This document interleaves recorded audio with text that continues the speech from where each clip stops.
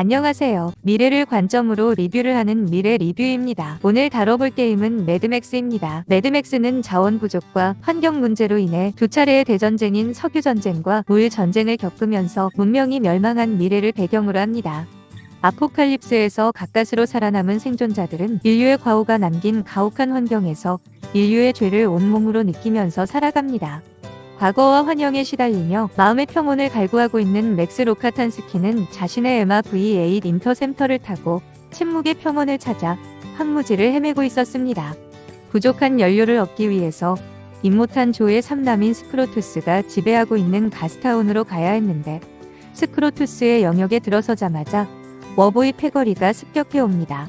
맥스는 숙달된 솜씨와 경험으로 달려드는 워보이들을 처치하지만 기름통을 줍는 사이 워보이들의 2차 습격에 당하고 맙니다. 스크로투스가 친히 자신의 괴물 같은 차량 랜드무버를 탄 채로 나타나서 붙잡힌 맥스의 샷건을 빼앗아 두들겨 패고 V8 인터셉터를 견인해 갑니다. 맥스는 장비와 옷마저 빼앗긴 채 황무지에 버려졌으나 굴하지 않고 일어나 랜드무버의 후미에 간신히 올라탑니다. 견인되는 인터셉터의 고정 체인을 풀어보려 했지만 불가능하자 맥스는 랜드무버의 갑판 위로 올라갑니다. 개가 짖어대는 바람에 맥스의 침입을 알아차린 스크로투스가 먼저 자신의 개를 풀어 공격하지만 맥스는 개를 손쉽게 제압해버리고 성이 난 스크로투스는 개를 걷어차 차 밖으로 날려버립니다. 이어 전기톱이 달린 창으로 공격해오지만 맥스는 역으로 전기톱 창을 빼앗아 스크로투스의 머리 정중앙에 전기톱을 박아넣습니다. 그러나 스크로투스는 머리에 전기톱이 박힌 채로도 괴력을 발휘해 맥스의 멱살을 잡아 차 밖으로 내던져버립니다. 다시 한번 황무지의 맨몸으로 내동댕이 쳐진 맥스는 버려져 부상당한 개를 길들이고 부근의 시체에서 옷가지와 수통을 얻고 개의 후각에 의존해서 파이프로 만든 엉성한 구조의 샷건을 얻습니다. 그 와중에 누군가가 설치한 덫에 개가 걸려들고 맙니다.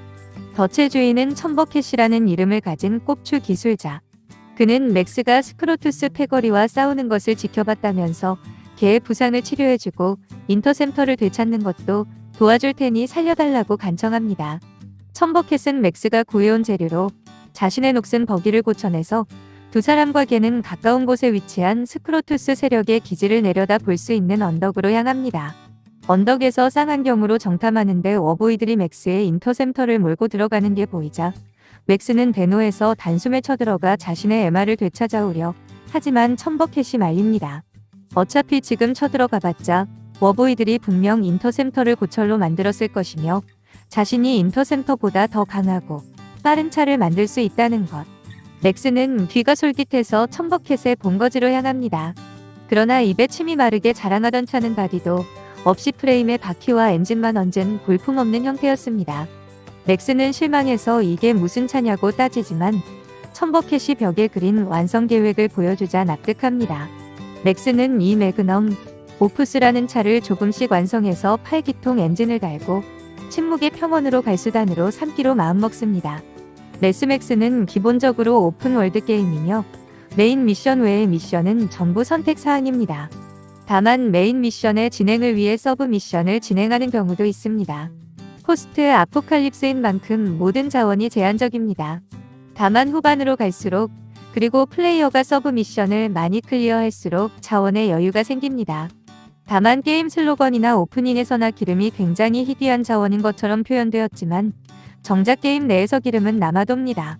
샷건과 단검을 들고 다니지만 탄이 매우 귀한 자원이다 보니 총싸움은 거의 없습니다.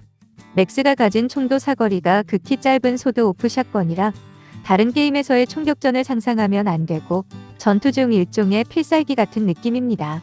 매드맥스 시리즈를 원작으로 한 게임인 만큼 각 캐릭터들의 개성이 상당히 뛰어납니다. 황무지가 된 세계에서 살아가는 인간 군상들을 독특하게 표현했으며 원작 매드맥스 시리즈의 세계관과 지형을 높은 재현도로 게임으로 구현하였습니다. 스토리도 기존 매드맥스 시리즈의 분위기를 잘 계승했으며 정사는 아니지만 매드맥스 분노의 도로로 이어지는 스토리 또한 괜찮은 편으로 엄청나게 넓은 황무지에서 차량 레이싱을 하거나 여기저기 여행하는 느낌도 상당히 좋습니다. 매드맥스의 배경이 되는 뉴클리어 아포칼립스는 핵전쟁 내지 원자력 발전소 사고 등 방사능과 관련된 재앙을 겪은 후에 인류를 소재로 다루는 포스트 아포칼립스의 하위 장르입니다. 대개 핵전쟁으로 인해 인류 대부분이 사멸하고 생존자 소수가 무너진 인류 문명의 잔재 속에서 생존해 간다는 구도를 그리고 있습니다. 실제 히로시마 나가사키 원자폭탄 투하과 같은 국지적인 핵무기 사용이나 체르노빌 원자력 발전소 폭발 사고, 후쿠시마 원자력 발전소 사고와 같은 원자력 사고의 발생이 이러한 뉴클리어 아포칼립스 소재에 영향을 끼치기도 하였습니다. 다른 아포칼립스 장르와 마찬가지로 인류가 어떠한 재앙에 직면하여 일상시와 비교해 더욱 험난한 생활을 겪어야 한다는 서바이벌, 호러, 액션 요소를 갖추고 있습니다.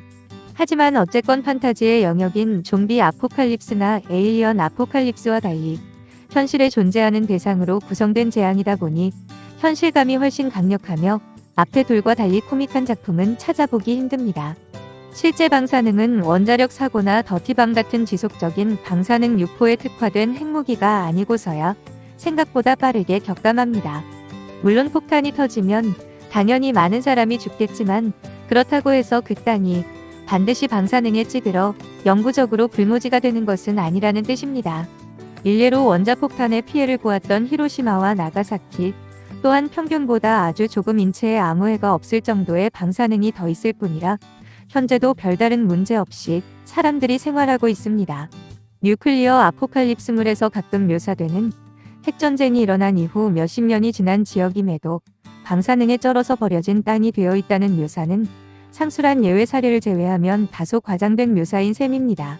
알베르트 아인슈타인의 인터뷰처럼 과거에는 핵전쟁 시작이 바로 인류 멸망이라는 등식이 거의 정설처럼 받아들여졌지만 현재는 그 정도의 괴멸적인 피해까지는 아닐 것이라는 연구가 많습니다. 물론 이는 어디까지나 인류 멸망이라는 극단적인 상황에 비하면 상대적으로 덜한 피해일 것이라는 예측이며 핵무기가 가지는 파괴력이 적다는 뜻은 결코 아닙니다. 실제로 핵전쟁이 발발됐음에도 현 상태를 유지하고 있지는 않을 것입니다.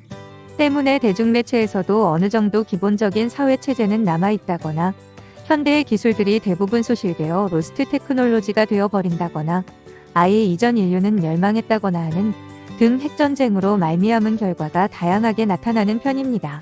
러시아의 우크라이나 침공 시 각종 제재로 인해 궁지에 몰린 러시아가 핵무기 및 제3차 세계대전의 언급 빈도를 날로 높여가고 있어 불안감이 커지고 있습니다.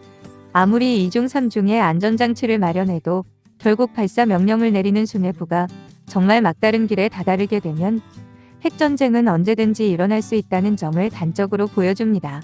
이런 다양한 뉴클리어 아포칼립스의 미래 시나리오를 세워두고 이런 몰락의 미래가 오지 않도록 하려면 현재 우리가 어떤 행동을 해야 하는지 생각해 보아야 합니다. 핵전쟁이 일어나는 이유도 다양하고 또한 뉴클리어 아포칼립스가 발생한 미래도 다양하게 그려질 수 있으니 말입니다. 지금까지 매드맥스 게임을 함께 살펴본 미래 리뷰였습니다. 감사합니다.